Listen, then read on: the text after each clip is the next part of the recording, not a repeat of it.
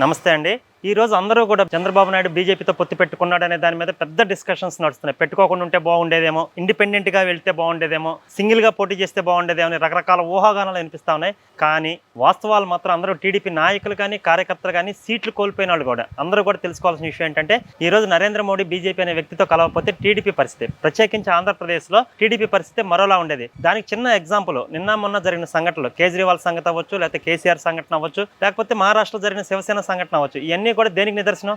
నరేంద్ర మోడీ అనే వ్యక్తికి ఎదురెళ్లిన ప్రతి ఒక్కడూ కూడా ఏమైంది, ఎలాంటి పతనం చూశారో మీకు అందరికీ తెలిసిందే. ఈ రోజు తప్పని పరిస్థితుల్లోనే ఆంధ్ర రాష్ట్ర భవిష్యత్తు కోసం, టీడీపీ నాయకుల కోసం, కార్యకర్తల కోసం చంద్రబాబు నాయుడు గారు పొత్తు పెట్టుకోవడం జరిగింది. ఆ పొత్తును అందరూ సమర్థించి తీరాల్సిందే, ఎట్టి పరిస్థితుల్లో వేరే అవకాశం లేదు. చిన్న సంఘటన అండి. ఈ రోజు కూడా జగన్మోహన్ రెడ్డి ఈడీ కేసులున్నా కూడా జైలుకి వెళ్ళలేదు. ఆఫ్టర్ ఆల్ 100 కేసులో కవిత తిహార్ జైలుకి వెళ్ళింది. మరి జగన్మోహన్ రెడ్డి ఏ జైలుకి వెళ్ళాలండి? అంటే నరేంద్ర మోడీ కాపాడుతున్నట్టే కదా. ఆ కాపాడకుండా ఉండటం కోసం ఈ రోజు టీడీపీతో బీజేపీ పొత్తు పెట్టుకోవాల్సి వచ్చింది. కాకపోతే ఇక్కడ పెద్ద సమస్య ఏంటంటే టీడీపీ కానీ బీజేపీ కానీ జనసేన కానీ నాయకులు పై లెవెల్లో కలుస్తున్నారు కానీ బూత్ లెవెల్ కార్యకర్తలు ఎవడో కలిసే పరిస్థితి లేదు. అదొక పెద్ద సమస్యగా మారింది. అందుకే ఏంటంటే మళ్ళీ జగనే వస్తాడంట కదా, ఏంటి రకరకాల మాటలు మాట్లాడుకునే పరిస్థితికి వచ్చింది. 100% మీరు ఈ పొత్తు ధర్మాన్ని కనుక ప్రజల్లో తీసుకెళ్ళకపోతే మాత్రం ముందు చాలా డ్యామేజ్ అయ్యే పరిస్థితి ఉంది. నిన్న చూడండి, జగన్మోహన్ రెడ్డి పచ్చిగా నిస్సిగ్గుగా రోడ్డు మీదకి వచ్చేసి అబద్ధాలు ఆడుతా ఉంటే జనాలు, ఎర్రి జనాలు ఇంకా నవ్వే పరిస్థితి వస్తా ఉంది. చంపింది ఎవరో తెలుసు, బాబాయికి తెలియాలా, దేవుడు తెలియాలని మాట్లాడుతున్నాడు. పక్కన అవినాష్ రెడ్డి ముసిముసి నవ్వులు నవ్వుతా ఉన్నాడు. చంపిన బాబాయ్ పోయిండు, సాక్ష్యం చెప్పడానికి ఎవడో లేడు, దేవుడు సాక్ష్యం చెప్పడు.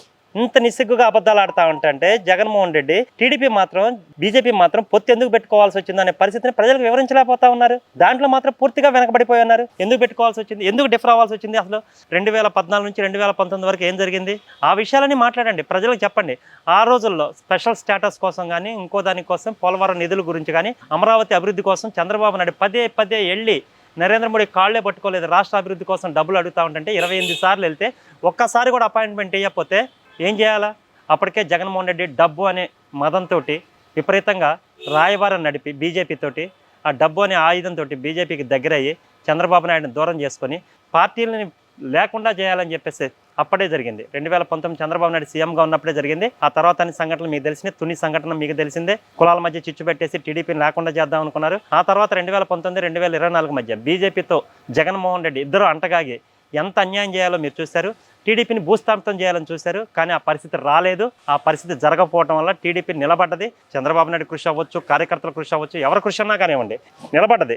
నిన్నగాక మొన్న టీఆర్ఎస్ పరిస్థితి ఏంటంటే 10 సంవత్సరాలు రూలింగ్ చేసి కూడా 100 రోజులు పార్టీ నిలబడలేకపోయి అతలాకుతలం అయిపోతా ఉన్నారు. అలాంటిది టీడీపీ మహానుభావుడు ఎన్టీ రామారావు గారు పెట్టిన ఏ టైంలో ఏ ముహూర్తంలో పెట్టాడు కానీ పార్టీని ఈ రోజు కూడా కార్యకర్తలు వెన్నుదనగా పేకలు కోసుకునైనా సరే పార్టీని కాపాడుకుంటూ వచ్చారు. ఆ పార్టీని నిలబెట్టడం కోసం ఏదైనా సరే మనం చిన్న తప్పు చేస్తే మళ్ళీ కార్యకర్తలకు మనం సమాధానం చెప్పుకోలేము అని చెప్పేసి, సార్ ఇష్టం ఉందా లేదా, పొత్తు కలుసుకుంటే పాజిటివ్ అవుద్దా నెగిటివ్ అవుద్దా అన్ని పక్కన పెట్టండి. మీరు చేయాల్సిన పని ఏంటి, 145 నియోజకవర్గాలే మనీ అని చెప్పేసి 100 సీట్లు టీడీపీని గెలిపించాలా. అది గెలిపించకుండా బీజేపీతో కలవటం వల్ల పొరపాటు అయింది. ఆ సీట్ ఇవ్వలేదు, ఈ సీట్ ఇవ్వలేదు, రకరకాల ఊహాగానాలు వినిపిస్తా ఉన్నాయి.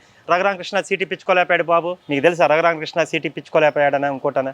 నేను ఏమంటానంటే మీకు మీరు ఊహించుకొని కాంట్రవర్సీ ఏదో ఊహించేసుకుని ఏదో చేయమాకండి. గ్రౌండ్ రియాలిటీలోకి వెళ్ళండి, పబ్లిక్కి చెప్పండి. జగన్మోహన్ రెడ్డి సింగిల్గా వచ్చి ఇంకా అబద్ధాలు, ఎర్రి అబద్ధాలతోటి బీజేపీ నాయకులు కార్యకర్తలు కూడా నేను అదే చెప్తా ఉన్నాను. సార్ మీరు ఏం చేయాలనుకుంటున్నారో చేయండి, లేకపోతే మీరు కూడా ఓడిపోయే పరిస్థితి ఉంది. మీకు టీడీపీ మీద ప్రేమ లేదు, ఆ విషయం అందరికీ తెలుసు. రాష్ట్రం మీద ప్రేమ లేదు, ఆ విషయం అందరికీ తెలుసు. ప్రేమ ఎవరి మీద ఉందో కూడా మీకు తెలుసు. నిన్నగాక మన కంటైనర్ వెళ్ళింది తాడేపల్లి కొంపలోకి, అన్ని చెక్ పోస్టులు దాటుకుంటా. దాని గురించి బీజేపీ వాళ్ళు ఎందుకు నిలదీయలేకపోతున్నారు, ఎందుకు మాట్లాడలేకపోతున్నారు? నిన్నగాక మనం మా బాబాయిని చంపింది నేను కాదు, దేవుడు అని చెప్పేసి, ఇంకొకడని చెప్పేసి రకరకాల మాటలు మాట్లాడుతూ ఉంటాయి. నేను సిద్ధం, మేము సైతం అనే సిద్ధం సభకు వచ్చేసి జగన్మోహన్ రెడ్డి ఎందుకు కౌంటర్ ఇవ్వలేకపోతా ఉన్నారు? ఎవరికి ఇష్టం వచ్చినట్టు వాడు మాట్లాడుతూ ఉంటారు. బీజేపీతో పొత్తు లేకుంటే బాగుంటుంది, బీజేపీకి ఆడీ సీట్ ఇస్తే బాగుంటుంది, ఈడీ సీట్ ఇస్తే బాగుంటుంది. ఓరు ఎర్రినాయల్లారా, ఈరోజు టీడీపీ బీజేపీ కనుక కలవకపోతే టీడీపీ పరిస్థితి ఇంకోలా ఉండేది. జగన్మోహన్ రెడ్డితో కనుక బీజేపీ కలిసినట్టయితే అది టీడీపీ కార్యకర్తలు తెలుసుకోవాలా, బీజేపీ వాళ్ళు కూడా తెలుసుకోవాలి. ఏంటంటే జగన్మోహన్ రెడ్డి మీరు ఎందుకు కౌంటర్ చేయలేకపోతున్నారు, ఎందుకు ఆయన మాట్లాడలేకపోతున్నారు? ఇలా అయితే పొత్తు ధర్మం ఏముంది? మీరు చేసిన కంటైనర్ వచ్చింది, 50,000 కోట్ల కంటైనర్ వచ్చేసి వైజాగ్ పోర్ట్లో ఉంది. దాని గురించి ఎందుకు మాట్లాడలేదు మీరు? దేని గురించి మాట్లాడకుండా పొత్తు ధర్మంలో మేము గెలవాలా, మేము సీట్లు వేయాలా, ఓటు ట్రాన్స్ఫర్ చేయాలంటే ఎవడేస్తాడు, ఎందుకు వేస్తాడు? జనాలు ఎర్రోళ్ళ కార్యకర్తలు కూడా, వైసీపీ నాయకులకి కార్యకర్తలు కూడా నేను చెప్తున్నాను, ఏదైతే కంటైనర్లో గోల్డ్ బిస్కెట్లు వెళ్ళిందో, మైన్ ఏం వెళ్ళిందో, గంజా వెళ్ళిందో, డబ్బులు కట్టలు వెళ్ళిందో నాకైతే తెలియదు. కానీ జగన్మోహన్ రెడ్డి మాట్లాడే మాట ప్రతి మాట కూడా అబద్ధమే, ఎవరికి ఉపయోగపడేదేం లేదు. ఆ గంజా కనుక బయటకు వస్తే కొన్ని వేల కుటుంబాలు రోడ్డును పడే పరిస్థితి వస్తూ ఉంటుంది. దయచేసి అందరితో విజ్ఞత ఆలోచించి పొత్తు ధర్మాన్ని పాటించి ప్రజల్లోకి బలంగా తీసుకెళ్ళగలిగితే అనుకున్నది సాధిస్తారు, లేకపోతే అందరూ బాధపడే పరిస్థితి వస్తూ ఉంటుందండి. Thank you.